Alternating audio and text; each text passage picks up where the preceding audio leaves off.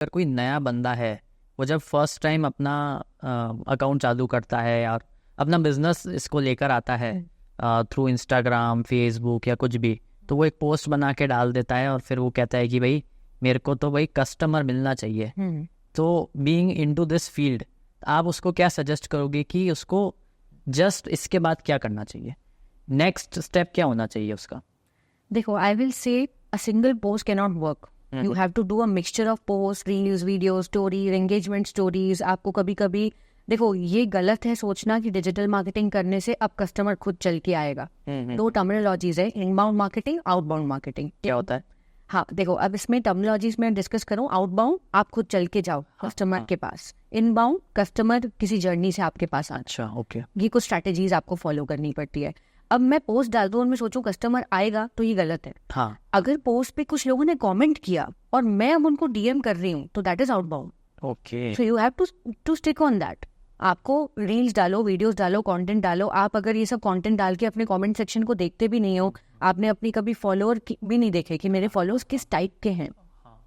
चलो fake followers की बात कर लेते हैं आप. हाँ. आजकल तो देखा जाए तो यही है. बिल्कुल. अगर कोई भी पेज अगर खुलता है नया तो सबसे पहले वो फेक फॉलोअर खरीदता है ताकि उसका दिखे कि भाई जेन्युइन है. ठीक है. अपन एंगेजमेंट भी देखते हैं कि चलो अगर 50,000 फॉलोअर हैं तो कितने लाइक्स आ रहे हैं, उसके बेसिस पे जज करें. या फॉलोअर्स की लिस्ट देखूंगी और मुझे कुछ बॉट प्रोफाइल दिखेंगी तो मैं उनको शायद ट्रस्ट ना करूं. तो ये कुछ चीजें हैं जो मुझे लगता है इनिशियली हर इंसान करने की कोशिश करता है कि मैं इंस्टाग्राम पे आई, पहली पोस्ट डाली बिजनेस रिलेटेड, और चलो फॉलोअर्स बढ़ाने की कोशिश करते हैं. फॉलोअर्स बढ़ा दो, पर वो फॉलोअर्स में से अगर एक भी इंसान मेरा प्रोडक्ट नहीं ले रहा है तो फिर वो मार्केटिंग किसी काम की. तो ये बहुत जरूरी है. Just don't grow your things. या चलो आप ब्रांड अवेयरनेस फैला दोगे, वो फॉलोअर्स खरीद नहीं रहे बट आप उनको आपकी ब्रांड के बारे में पता है, दिस इज गुड. पर फॉर अ कंसिस्टेंट थिंग कि अगर आप डेली रील्स डाल रहे हो, कंटेंट डाल रहे हो, तो आप तभी वो डालोगे जब आपको उससे कुछ फायदा हो रहा होगा. हाँ, राइट. तो for that I will only say do all mixture of things. Okay. अच्छा, जैसे अपन सिर्फ इंस्टाग्राम डिस्कस कर रहे हैं अभी, वील से ऑन फेसबुक ऑल्सो. फेसबुक पे मार्केट प्लेस का ऑप्शन है. हाँ. मार्केट प्लेस लिस्टिंग्स होती है. वहाँ पे अगर आप घर बेच रहे हो, प्लॉट बेच रहे हो, वो भी कार बेच रहे हो पुरानी, वो सब आप लिस्ट कर सकते हो. वहाँ पे भी चीजें होती है. आप देखना वहाँ पे भी आपको ज्वेलरी सेक्शन या साड़ी का सेक्शन, वहाँ पे भी प्रोडक्ट लिस्टिंग्स में. हाँ, राइट. जो भी बिक सकता है वहाँ सब आता है. एंड मेजर चलो प्रोडक्ट आइल से कि ज्यादा बिकेगा, सर्विस वहाँ पे कोई नहीं खरीदना पसंद करेगा.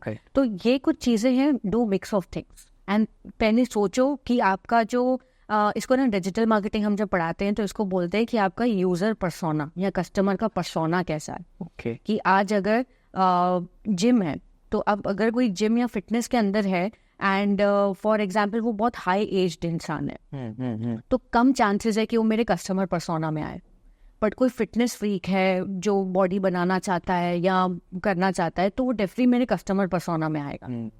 अब उसमें भी अलग अलग नीश है कि कोई न्यूट्रिशन में आना चाहता है, कोई योगा में आना चाह रहा है, कोई जुम्बा क्लासेस में आना चाह रहा है. तो आप पहले ना दिमाग में बिल्डअप कर लो कि मेरा कंज्यूमर दिखता कैसा है. ओके. मेरा कंज्यूमर अगर लड़का है तो उस लड़के की कैटेगरी क्या है एज की. अगर वो 18 साल का है तो 18 साल का है तो मेजरली वो शायद पापा से पैसे लेके जिम ज्वाइन करेगा. हाँ. इनिशियली अगर अपने दिमाग में बिल्डअप करें तो मुझे उसके पापा को भी ऐड दिखानी चाहिए और उसे भी दिखानी चाहिए. हाँ, राइट. है ना. तो ये कुछ strategy you have to build it. आपको अपने कस्टमर की स्टोरी बनानी पड़ेगी और ये बार बार बनानी पड़ेगी. मैं बार बार ऐसा नहीं कर सकती कि 18 साल के लड़के उसके पापा को दिखाती जाऊं तो शायद मैं लड़कियों को स्किप कर जाऊंगी. और शायद मैं मम्मियों को स्किप कर जाऊंगी.